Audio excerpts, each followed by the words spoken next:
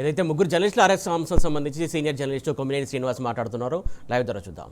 Arrest చేయాల్సిన అవసరం ఉంది అనుకుంటే చేయవచ్చు, కానీ దురదృష్టవశాత్తు ఇప్పుడు ఏమవుతుందంటే ఈ తెలుగు రాష్ట్రాల్లో అక్కడ ఏపీలో ఉన్న రెడ్ బుక్ దిక్కుమాలిన గోల ఇక్కడ కూడా వస్తుందా అన్న అనుమానం కలుగుతూ ఉంది. జర్నలిస్టుల మీద ఎవరిని పెడితే వాళ్ళని అరెస్ట్ చేయటాలు అట్లా ఆ పరిస్థితి ఇక్కడ తెచ్చుకోకూడదని రేవంత్ రెడ్డి గారికి నేను విజ్ఞప్తి చేస్తున్నా.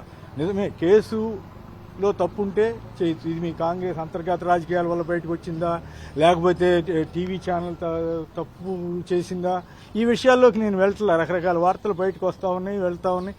అవి ఎంతవరకు వాస్తవం ఏం కదా నాకు సంబంధించినంత వరకు అది మేజర్ ఇష్యూ కాదు. ఇక్కడ నా ఇష్యూ తప్పు జరిగితే కేసు పెట్టద్దని కూడా ఎవరు అనం, కానీ ఈ తరహాలో అర్ధరాత్రిగాడు వెళ్లి ఒక జర్నలిస్టుల్ని భయభ్రాంతులు చేసి, కుటుంబాలను భయభ్రాంతులు చేసి, వాళ్ళేమి టెర్రరిస్టులు కాదు, రోజువారీ ఉద్యోగాలు చేసుకునే వాళ్లే కదా, వాళ్ళని ఎందుకు ఇంత టెర్రరైజ్ చేయాల్సిన అవసరం ఉందనేది నాకున్న ప్రశ్న. అలాగే సోదాలు పేరుతోటి మొత్తం స్టాఫ్ని ఇది చేయటం, ఇదంతా కూడా కొంచెం నాకు ఇబ్బంది అనిపించి సంఘీభావం తెలపటం నాకు ధర్మం అనిపించి వచ్చాను.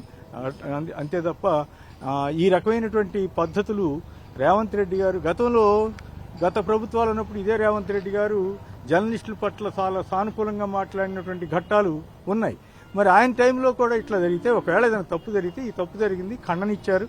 ఖండన ఇచ్చిన తర్వాత కూడా కేసులు సంబంధిత వ్యక్తులు కేసులు పెడితే అదొక రకం. సరే, అయినప్పుడు కూడా ఈ రోజుల్లో ఎవరు పెట్టినా సరే తీసుకుంటున్నారు, నడుస్తూ ఉంది, జరుగుతూ ఉంది. కానీ అది మంచి సంప్రదాయం కాదు. జర్నలిస్టుల మీద ఈ రకంగా దాడులు చేయటం ఈ పద్ధతి కాదు. కోర్టులో కేసు పెట్టండి, కోర్టులో విచారణకి ఇవ్వండి, తప్పు అయితే తప్పు అని తేలితే అప్పుడు చర్య తీసుకోవచ్చు. దాన్ని మనం ఎవరం ఈ ఇష్యూని సమర్థించడం కాదు. ఇక్కడ పోలీసులు అతిగా ప్రవర్తించకూడదు అనేది నా యొక్క స్పష్టమైన భావన. అది దయచేసి ముఖ్యమంత్రి రేవంత్ రెడ్డి గారికి నేను విజ్ఞప్తి చేస్తున్నాను. ఆయన కూడా నాకు గతంలో బాగా సుపరిచితుడే. ఆయన ప్రభుత్వంలో ఇలాంటివి జరిగితే ఆయనకి అప్రతిష్ట.